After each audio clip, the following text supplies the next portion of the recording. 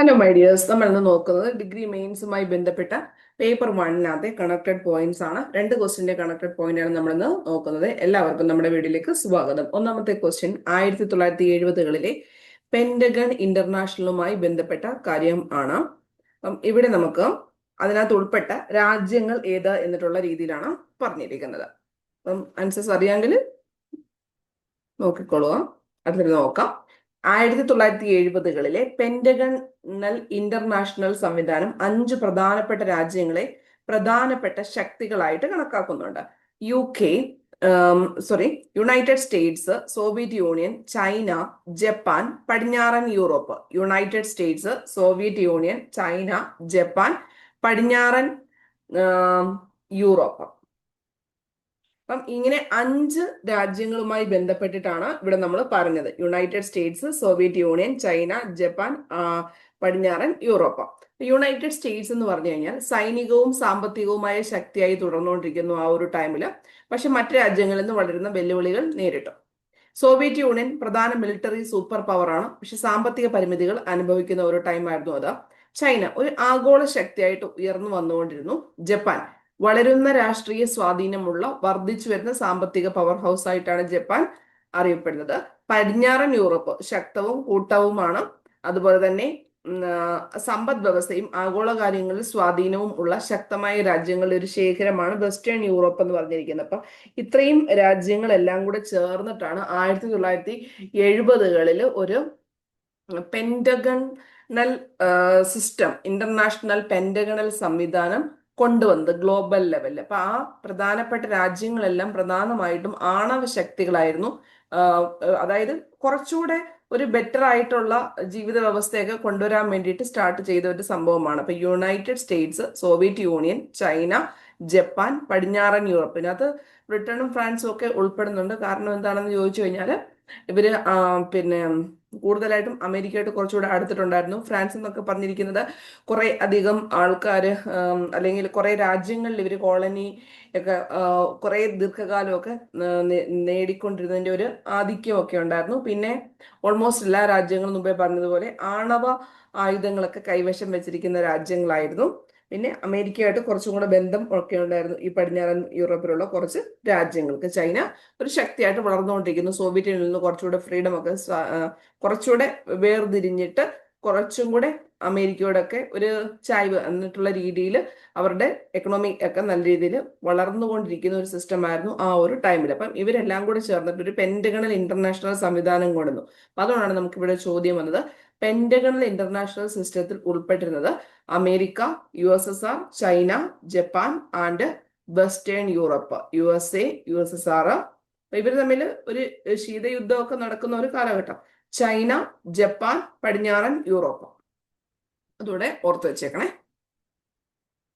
Option C ആണ് correct answer. അടുത്തത് താഴെ പറയുന്നവയിൽ ഏതാണ് യൂറോപ്പിന്റെ ഭൂപടം പുനർനിർമ്മിക്കാത്തതെന്നാണ് ചോദിച്ചിരിക്കുന്നത്.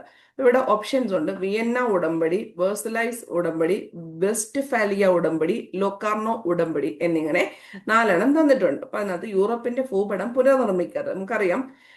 വേൾഡ് വാർ 1, വേൾഡ് വാർ 2 മുമ്പ് തന്നെ കുറേയധികം പ്രശ്നങ്ങളൊക്കെ യൂറോപ്പിലുണ്ടാകും. ഓരോ പ്രദേശങ്ങൾ ഓരോരുത്തരും അടിച്ചെടുക്കുകയും അങ്ങനെയൊക്കെയുള്ള പ്രശ്നങ്ങളൊക്കെ ഉള്ളപ്പം എന്ത് ചെയ്യും? യൂറോപ്പിന്റെ ഭൂപടം ഇങ്ങനെ പുനർനിർമ്മിച്ചുകൊണ്ടേ ഇരിക്കേണ്ടതായിട്ട് വരും. അപ്പൊ അതിനകത്ത് ഉൾപ്പെടാത്തത് ഏതെന്നാണ് ചോദ്യം വന്നിരിക്കുന്നത്. ഓക്കെ, നോക്കാം നമുക്ക്. ആദ്യത്തേത് വെസ്റ്റ്ഫേലിയ ഉടമ്പടി, ട്രീറ്റി ഓഫ് വെസ്റ്റ്ഫാലിയ. ഇപ്പൊ ഓപ്ഷനകത്ത് വെസ്റ്റ്ഫേലിയ ഉണ്ടല്ലോ. അത് എന്തുകൊണ്ടെന്ന് ചോദിച്ചു കഴിഞ്ഞാൽ വർഷം ഒന്ന് ഓർത്ത് വെച്ചേക്കണം. 1648 വെസ്റ്റ്ഫേലിയ ഉടമ്പടി എന്ന് പറഞ്ഞിരിക്കുന്നത്. 30 വർഷം നീണ്ട യുദ്ധം ഇതിനെ അവസാനമാക്കി. അതായത് യൂറോപ്യൻ രാജ്യങ്ങൾ തമ്മിലുള്ള അങ്ങോട്ടും ഇങ്ങോട്ടും ഒരടിയാണ് വെസ്റ്റ്ഫേലിയ കരാർ കൊണ്ട് ഉദ്ദേശിക്കുന്നത്. അവർ 30 വർഷം കൊണ്ട് നീണ്ട ഒരു യുദ്ധത്തിന് അവസാനമാക്കി. ദേശീയ രാഷ്ട്രത്തിന്റെ സോവറിൻ സ്റ്റേറ്റ്സ് എന്ന് പറയുന്ന ഒരു ആശയമൊക്കെ നിലവിൽ വരാൻ കാരണമായ ഒരു ഉടമ്പടിയാണ് വെസ്റ്റ്ഫേലിയ കരാർ എന്ന് പറഞ്ഞിരിക്കുന്നത്. വെസ്റ്റ്ഫേലിയ, ട്രീറ്റി ഓഫ് വെസ്റ്റ്ഫേലിയ എന്ന് പറഞ്ഞിരിക്കുന്നത് 30 വർഷം നീണ്ട യുദ്ധത്തിന് അവസാനമാക്കിയിട്ടുണ്ട്. അടുത്തത് എന്താണ്? ഉത്രക്ത് കരാർ. ഉത്രക്ത് കരാർ മീൻസ് സ്പാനിഷ് യുദ്ധത്തിന് ശേഷം ഫ്രാൻസ് ബ്രിട്ടൻ അതിരുകൾക്ക് മാറ്റം, ഫ്രാൻസിന്റെയും ബ്രിട്ടന്റെയും അതിരുകൾക്ക് മാറ്റം വന്ന കരാറാണ് 1713 ഏത് എന്ന് പറഞ്ഞത്? ഉത്രക് കരാർ എന്ന് പറഞ്ഞത്. അടുത്തത് വിയന്ന സമ്മേളനം.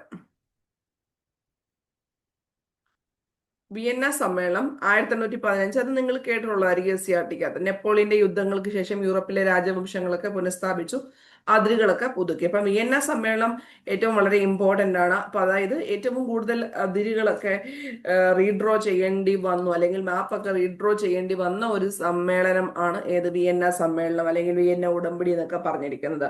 ഇനി അടുത്തത് ബെർലിൻ കരാർ എന്ന് പറഞ്ഞത് റഷ്യ ഓട്ടോമൻ യുദ്ധത്തിന് ശേഷം ബാൽക്കൻ മേഖലയിലെ അതിരുകൾ മാറ്റി. ബാൽക്കൻ മേഖലയിലെ അതിരുകൾ മാറ്റി 1878 ബെർലിൻ കരാർ. ബെർലിൻ കരാർ റഷ്യ ഓട്ടോമൻ യുദ്ധത്തിന് ശേഷം ബാൽക്കൻ മേഖലയിലെ അതിരുകൾ മാറ്റി, ബെർലിൻ കരാർ.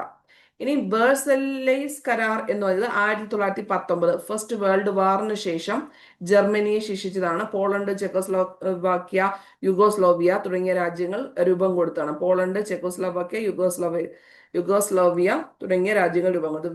നമുക്കറിയാവുന്ന 1919 കരാർ, ട്രീറ്റി ഓഫ് വേഴ്സലൈസ്, അതും വളരെയധികം ഇതിനകത്ത് യൂറോപ്പിന്റെ ഭൂപടങ്ങൾ മാറ്റി എഴുതേണ്ടി വന്ന ഒരു ഇതാണ് വേഴ്സലി കരാർ. അപ്പൊ ഏറ്റവും പ്രധാനമായിട്ട് പറഞ്ഞത് 1919 1815 കരാറുകൾ മൂലമാണ് കൂടുതൽ പ്രാവശ്യങ്ങൾ അല്ലെങ്കിൽ കൂടുതൽ ഏരിയാസ് ഒക്കെ റീഡ്രോ ചെയ്യേണ്ടി വന്നത്. അടുത്തത് സെയിന്റ് ജർമ്മൻ കരാർ 1919. ഓസ്ട്രോ ഹംഗേറിയൻ സാമ്രാജ്യത്തിന്റെ പിരിച്ചുവിടലാണ്. ഓസ്ട്രിയ വേർതിരിച്ചതാണ് സെയിന്റ് ജർമ്മൻ കരാർ എന്ന് പറയുന്നത്. ഇപ്പൊ രണ്ടും 1919 ഇത് അല്ലാതെ പരീക്ഷയ്ക്ക് ചോദിച്ചിട്ടുള്ളതാണ്. അതായത് വേൾഡ് വാർ വണ്ണിന് ശേഷം വേഴ്സലിയസ് കരാറും സെയിന്റ് ജർമ്മൻ കരാർ എന്ന് പറഞ്ഞാൽ ഓസ്ട്രോ ഹംഗറിയൻ സാമ്രാജ്യത്തിന്റെ പിരിച്ചുവിടലാണ്. അപ്പൊ ജർമ്മനിയെ ശിക്ഷിച്ച കരാർ വേഴ്സലി കരാർ. ഇനി ട്രിയോനോൻ കരാർ, അതായത് ഹംഗറിയുടെ ഭൂപ്രദേശം വൻതോതിൽ കുറച്ചു 1920. ഹംഗറിയുടെ ഭൂപ്രദേശം വൻതോതിൽ കുറച്ചതാണ് 1920 ട്രിയോനോൻ കരാർ. അടുത്തത് സേവ്രെ അല്ലെങ്കിൽ ലോസാൻ കരാർ.